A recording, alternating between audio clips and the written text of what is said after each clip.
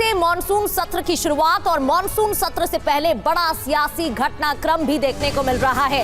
सर्वदलीय बैठक का सांकेतिक विरोध, विपक्ष ने सर्वदलीय बैठक का विरोध किया। दरअसल बागी सांसदों को न्योता देने पर विपक्ष ने विरोध किया है। थोड़ी देर के लिए विपक्ष ने वॉकआउट किया और फिर विपक्ष के नेता बैठक में शामिल हो गए। दरअसल बागी सांसदों का न्योता देने पर विपक्ष ने विरोध किया तो बंदोपाध्याय और काकोली घोष के पहुंचने पर विरोध किया गया।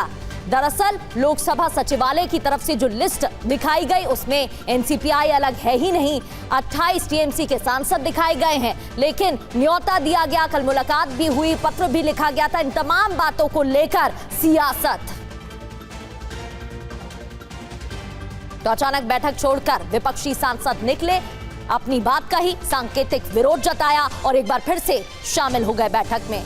कल लोकसभा सचिवालय की तरफ से जो राजनीतिक दलों की लोकसभा में मौजूदा दलीय स्थिति जारी की गई थी उसमें टीएमसी के बागी गुट के 20 सांसदों को टीएमसी का हिस्सा माना गया था, पर 20 बागियों के गुट को लोकसभा में अलग बैठने की मंजूरी की जानकारी दी गई थी। हालांकि बागी गुट से काकोली घोष और सुदीप बंदोपाध्याय को सर्वदलीय बैठक का न्योता भी दिया गया था। कल प्रधानमंत्री मोदी से बंदोपाध्याय की मुलाकात भी हुई थी। आज सर्वदलीय बैठक में इन दोनों को देखकर सर्वदलीय बैठक की शुरुआत में टीएमसी ने विरोध करना शुरू कर दिया। विरोध किया कि जब ये 20 अभी टीएमसी का ही हिस्सा है तो उनके प्रतिनिधि के तौर पर इन दोनों को क्यों बुलाया गया है आखिर, और इसी बात को लेकर विरोध की शुरुआत हुई। विरोध में विपक्षी दलों ने बैठक से सांकेतिक वॉकआउट किया। वो तस्वीरें भी हम थोड़ी देर पहले टीवी 9 पर ही आपको दिखा रहे थे और फिर सभी वापस बैठक में चले गए। इससे जुड़ी एक एक जानकारी आप तक पहुंचाते हैं। सर्वदलीय बैठक के बहिष्कार पर विपक्ष के नेताओं ने क्या कहा, सबसे पहले वो सुनिए। Entire opposition, all parties including the Indian National Congress, the Samajwadi Party, the DMK, the JMM, the Aam Aadmi Party, the National Conference, the left parties, the Shiv Sena UBT have all walked out of the all party meeting in protest because the so-called NCPI, which is an unrecognized party, the strength of the All India Trinamool Congress in the list provided by the table office is shown to be 28 members. These so-called rebel 20 MPs, their merger has not been approved by the Speaker. The 20 disqualification petitions are still pending. After the 91st Amendment, there is no room for a separate block. So on what grounds did the Parliamentary Affairs Minister extend an invitation to these 20 rebel MPs, and how are they attending this meeting? We have registered our strong protest and walked out as a symbol of our protest. Thank all the opposition and we thank all our opposition parties. Same is the case of Shiv Sena. In the case of Shiv Sena, there is no such term as affiliation. The Honourable Speaker has written affiliation is granted to them. Where is that term in the books of law? The Schedule 10 doesn't say anything about that, and therefore we too have protested against it and walked out of the way. Moitra जी ने जो सवाल पैदा उठाया उस सवाल के साथ हम सब लोग हैं, और ये पार्टी में जो टूट हो रही है वो भारतीय जनता पार्टी की सरकार के साथ पर टूट हो रही है। जानबूझ करके दलों में टूट पैदा करना और अनावश्यक रूप से बहुमत जुटाना ये इनकी नीयत बन गई है। मैं समझता हूँ ये बहुत ही सामयिक सवाल है और ये जानबूझ करके ऐसी स्थिति पैदा कर रहे हैं कि मजबूरन हमें तृणमूल कांग्रेस के साथ वार्ता करना पड़ा। मैं झारखंड मुक्ति मोर्चा की तरफ से मैं भी इस वॉकआउट में शामिल हूँ, और जिस तरह से पूरे देश में दूसरी पार्टी के सांसदों को तोड़ा जा रहा है, अपने पाले में किया जा रहा है, ये लोकतंत्र के लिए अच्छा नहीं है। हमारे देश में लगता है कि लोकतंत्र की जगह अब एक तंत्र आने वाला है। हम सभी लोगों ने वॉकआउट किया है क्योंकि महाराष्ट्र से जो अभी टूट कर जो लोग आए हैं उनको अभी तक स्पीकर ने मान्यता नहीं दी है। इसके बावजूद उन्हें पार्लियामेंट्री अफेयर मिनिस्टर ने यहाँ इन्वाइट किया है इस ऑल पार्टी मीटिंग में। इसका हम विरोध करते हैं जेएमएम की तरफ से। तो विपक्ष के नेताओं की तरफ से क्या कहा गया ये आप सुन रहे थे। बैठक के बहिष्कार पर टीएमसी सांसद सौगत राय ने भी बयान दिया है। बागी सांसदों को बैठक में किस आधार पर बुलाया गया ये सवाल पूछते हुए बयान दिया गया। तो सांकेतिक विरोध जताया गया, वॉकआउट किया गया। क्या बयान दिया गया वो हमने आपको बताया। टीएमसी सांसद सौगत राय को सुनिए। आपने किया क्या नाराजगी? क्या बहुआ तो अभी बोला, एक बार बोलने से नहीं होता। एक बार बता दीजिए कि what is the concern? The concern is that an unrecognized party has been called to this meeting. A party which has not been recognized by the speaker, whose name does not appear on the website. There is no scope for a separate block. Why have they been invited by the आप दोबारा parliamentary? बैठक में जा रहे हैं? वहीं कांग्रेस के राज्यसभा सांसद प्रमोद तिवारी से टीवी9 संवाददाता रजनीश रंजन ने बात की है, सुनिए।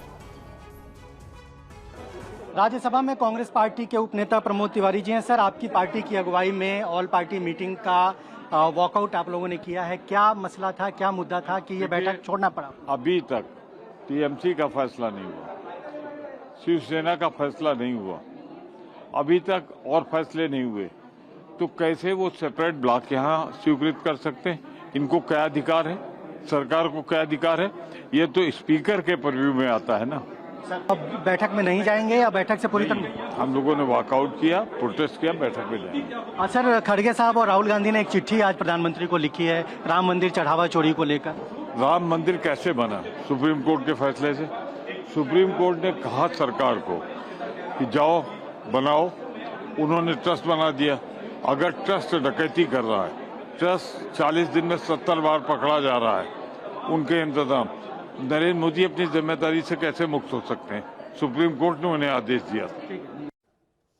और हमारे साथ हमारे संवाददाता आनंद प्रकाश पांडे और रजनीश रंजन लाइव ज्वाइन कर चुके हैं। रजनीश, जानकारी दीजिएगा फिलहाल बैठक को लेकर क्या जानकारी मिल रही है, क्योंकि वॉकआउट करने के बाद विपक्ष के नेता वापस शामिल होने के लिए बैठक में पहुंचे, कौन कौन से नेता पहुंच गए हैं, क्या सभी वहां पर मौजूद हैं और क्या एजेंडे को लेकर जानकारी मिल रही है? साथ ही विरोध इस बात पर किया जा रहा है कि टीएमसी के बागी नेता अभी भी जो लोकसभा सचिवालय की तरफ से लिस्ट जारी की गई थी उसमें टीएमसी में ही शामिल दिखाई दे रहे हैं, तो फिर उन्हें किस आधार पर बुलाया गया? देखिए, बहुत सिंबॉलिक प्रोटेस्ट था, सांकेतिक विरोध था और कुछ ही मिनटों के लिए विरोध दर्ज कराया गया था और इसकी शुरुआत तृणमूल कांग्रेस की ओर से महुआ मोइत्रा ने की और उनका आरोप यही था कि जब लोकसभा सचिवालय की ओर से जो लिस्ट राजनीतिक दलों की जारी की गई है, अभी भी टीएमसी के आगे 28 संख्या लिखा हुआ और नीचे जरूर लिखा गया है कि इनमें से 20 सांसदों ने अलग बैठने की व्यवस्था मांगी थी, जिसे मंजूर किया गया है। यानी कि टीएमसी दो अलग हिस्सों में नहीं बटी है। टीएमसी एक राजनीतिक दल के तौर पर अभी भी संसद में 28 सांसदों का प्रतिनिधित्व कर रही है। इसके बावजूद एनसीपीआई नाम की राजनीतिक दल से खुद को जोड़ने वाले 2 सांसदों को यहां पर बैठक में अलग से क्यों बुलाया गया था, जबकि यह बैठक फ्लोर लीडर्स की होनी थी। इसमें राजनीतिक दलों के फ्लोर लीडर आते हैं, तो उन 2 सांसदों को यानी कि सुदीप बंदोपाध्याय और काकोली घोष दस्तीदार को क्यों बुलाया गया, यही विरोध था। और टीएमसी के इस विरोध का समर्थन कांग्रेस पार्टी ने किया, आम आदमी पार्टी ने किया, शिवसेना उद्धव ठाकरे ग्रुप के और तमाम जो दूसरी विपक्षी पार्टियां जो इंडिया गठबंधन का हिस्सा है वो सब बाहर आए। आनन फानन में उन्होंने बताया कि वो वॉकआउट कर रहे हैं, लेकिन थोड़ी देर के बाद ये पता चला कि वापस ये लोग प्रोटेस्ट करने के बाद संसद के भीतर जहां पे ये बैठक चल रही है राजनाथ सिंह की अध्यक्षता में, उसमें वो शामिल होने चले गए और लगभग तमाम लोग जो बाहर आए थे इंडिया गठबंधन के विपक्षी दलों के सांसद, वो सब इस वक्त बैठक में मौजूद हैं और बैठक अभी भी चल रही है। ठीक है, बहुत बहुत शुक्रिया आपका जानकारी देने के लिए। तो फिलहाल बैठक चल रही है, बातचीत हो रही है, कल से मॉनसून सत्र की शुरुआत होने वाली है और जिस तरीके से आज ही वॉकआउट देखने को मिला, सेशन हंगामेदार रहेगा, ऐसे आसार दिख रहे हैं। बहुत बहुत शुक्रिया आनंद आपका भी और रजनीश आपका भी। जम्मू कश्मीर में बादल फटने से तबाही का मंजर और राजौरी में अब तक 4 लोगों की मौत हो गई है।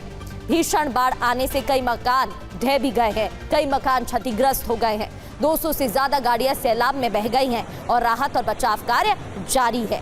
तस्वीरें आपके सामने।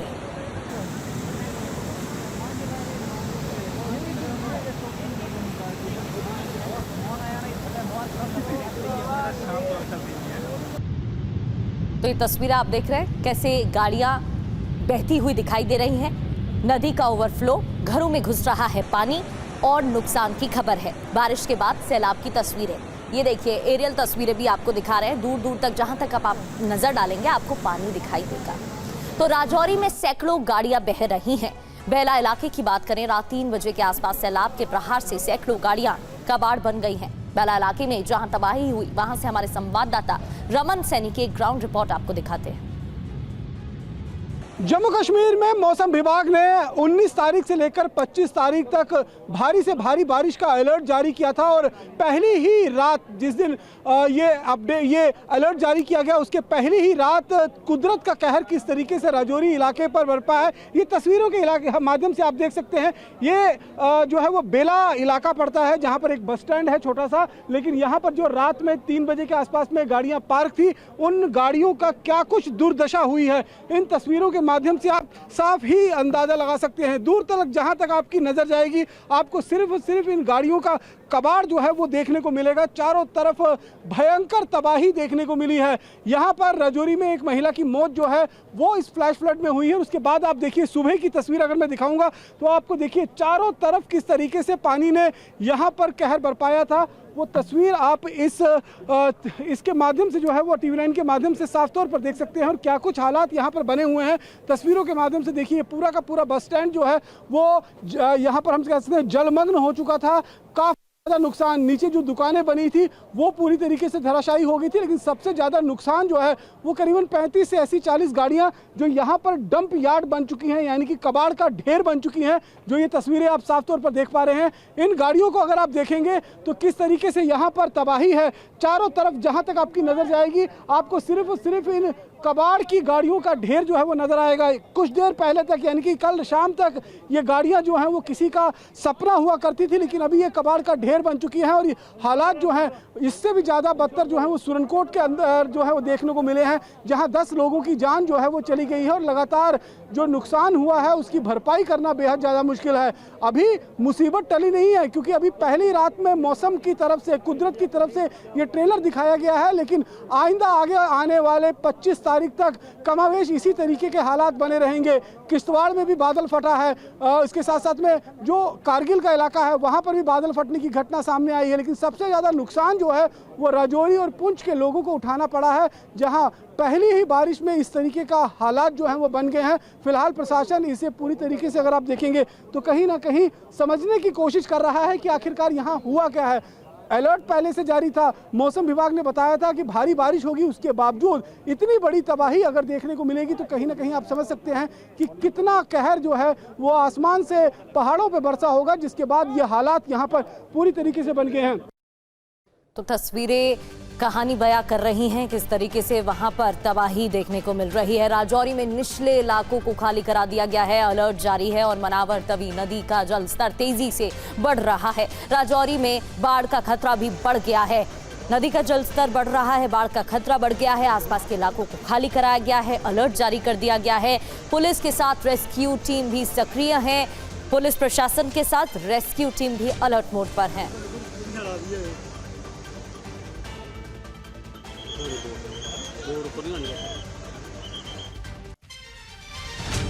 और केंद्रीय गृह मंत्री अमित शाह ने जम्मू कश्मीर के उपराज्यपाल मनोज सिन्हा और मुख्यमंत्री उमर अब्दुल्ला से राजौरी जिले में रात भर हुई भारी बारिश के बाद उत्पन्न बाढ़ की स्थिति का जायजा लेने के लिए बातचीत की है।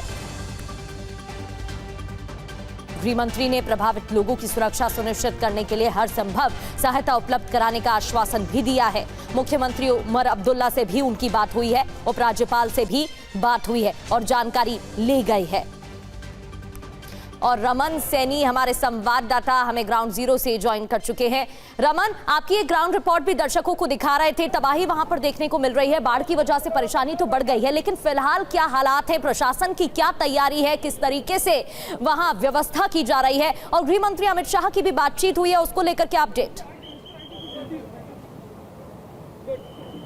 जी हाँ, बिल्कुल प्रगति। देखिए, रात को जो तबाही का मंजर राजौरी में देखने को मिला उसकी तस्वीर आप इस तस्वीर को देखकर लगा सकते हैं। मेरे पीछे ये जो पूरा डंप यार्ड बना हुआ है गाड़ियों का, ये यहाँ पर कल शाम तक पार्क थी। ये मुनव्वर नदी के किनारे बना हुआ बेला बस स्टैंड का इलाका है, जहाँ पर अमूमन रात को गाड़ियाँ लोग अपनी पार्क करके चले जाते थे, लेकिन रात 3 बजे जो सैलाब आया है उस सैलाब के बाद क्या कुछ मंजर यहाँ पर देखने को मिला है। ये नीचे भी अगर आप देखेंगे तो गाड़ियों का किस तरीके का ढेर जो है वो यहाँ पर लग गया है और चारों तरफ करीबन 40 से 45 गाड़ियाँ तो यहाँ पर पूरी एक साथ जो है वो कबाड़ बन चुकी हैं और करीबन 2 दर्जन से ज़्यादा गाड़ियां पानी में बह गई हैं, जिनका अभी तक कोई आता पता नहीं है। जानी नुकसान जो है वो पुंछ के इलाके में ज़्यादा हुआ है, लेकिन अगर हम संपत्ति की बात करें, गाड़ियों की बात करें, तो राजौरी में पूरी तरीके से विनाश लीला रात में देखने को मिली है। वहीं अगर हम सुरनकोट की बात करें तो सुरनकोट में अब तक करीबन 10 लोगों ने अपनी जान जो है वो बाढ़ बारिश के चलते गंवा दी है। एक कच्चा मकान जो था जिसमें 6 लोग रहते थे वो पूरी तरीके से जो है ढह गया, जिसमें 6 के 6 लोगों की मौत हो गई। इसी तरीके से कई और घटनाएं सामने जो आई हैं। फिलहाल आज पहला दिन था जब मौसम विभाग की तरफ से अलर्ट जारी किया गया था और 6 दिनों का यह अलर्ट है। पहले ही दिन मौसम विभाग का जो ट्रेलर है वो विनाश की तस्वीरें जो है अपने आप में दिखा रहा है और जो तबाही यहाँ पर हुई है उसको अभी आकलन करना प्रशासन के लिए भी बहुत मुश्किल है, क्योंकि प्रशासन अभी सिर्फ और सिर्फ फौरी राहत देने की कोशिश जो है वो राजौरी के इलाके में कर रहा है, सुरनकोट के इलाके में कर रहा है। लेकिन हालात की गंभीरता को देखते हुए देश के गृह मंत्री ने जम्मू कश्मीर के राज्यपाल और जम्मू कश्मीर के मुख्यमंत्री दोनों से ही बातचीत की है और यहाँ के हालात का जायजा लिया है। साथ ही साथ में जो लोग यहाँ पर मौजूद हैं जिनको नुकसान उठाना पड़ा है उनको फौरी राहत देने की बात की गई है। हालातों के बारे में जानकारी ली गई है। रमन, आप बने रहिए, आपकी एक और ग्राउंड रिपोर्ट दिखाते हैं किस तरीके से वहां पर हालात हैं। देखिए।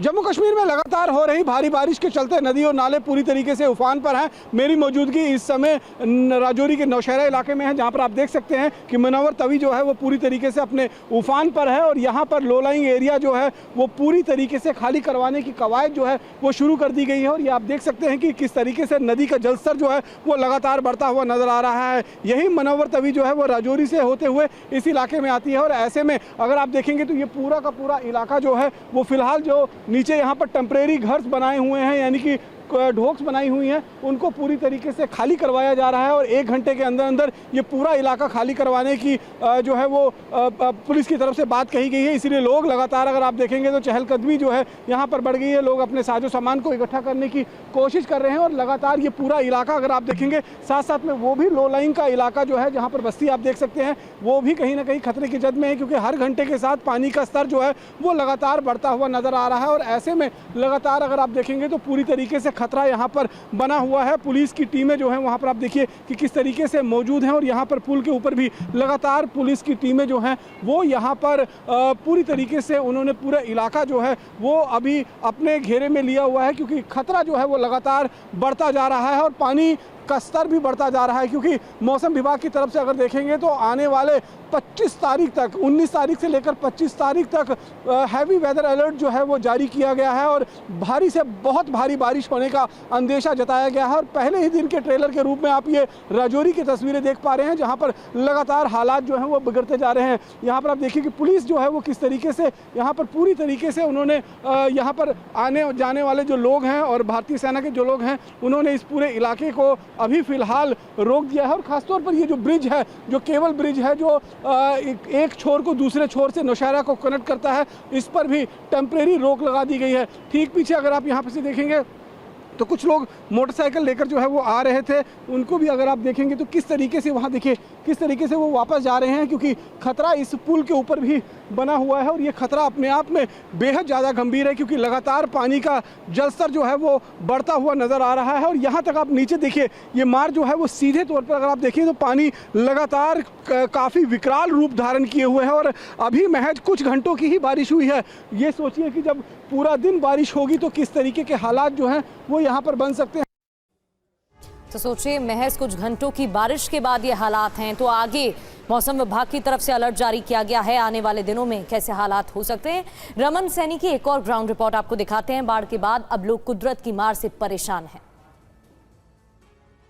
बीती रात राजौरी में हुई भारी बारिश के बाद तबाही का मंजर हर तरफ देखने को मिल रहा है। तस्वीरें अगर आप यहां से देखेंगे तो लगातार मैं दिखाऊंगा, ये पूरा इलाका जो है वो पानी में जलमग्न हो चुका था और किस तरीके से तबाही का मंजर जो है वो यहां पर देखने को मिल रहा है। इन तस्वीरों के माध्यम से आप स्पष्ट नज़र जो है डाल सकते हैं। करीबन 35 से 40 कच्चे कुल्ले जो हैं वो इस इलाके में बने हुए थे, जो पूरी तरीके से जमींदोज हो चुके हैं। कई गाड़ियाँ जो हैं वो यहाँ से बह चुकी हैं। लगातार अगर आप देखेंगे तो हालांकि अभी दिन चढ़ने के बाद पानी का स्तर थोड़ा ज़रूर उतरा है। पुलिस की जो टीम्स हैं वो यहाँ पर पहुँची हुई हैं और लगातार यहाँ पर निगरानी की जा रही है कि आखिरकार कहाँ कितना कुछ नुकसान जो है वो देखने को मिला हुआ है। खुद DIG जो हैं राजौरी पुंछ के वो मौके पर हैं। इसके साथ साथ में जो सुरनकोट का इलाका है वहाँ पर भी काफ़ी तबाही देखने को मिला है। तस्वीरें मैं आपको दिखाऊंगा कि किस तरीके से लोगों के घरौंदे जो हैं वो पूरी तरीके से उजड़ गए हैं। यहाँ पर अगर आप देखेंगे तो किस तरीके से खाने पीने का जो सामान है, सिलेंडर है, वो पूरी तरीके से यहाँ पर बह चुका है। यहाँ पर किचन है,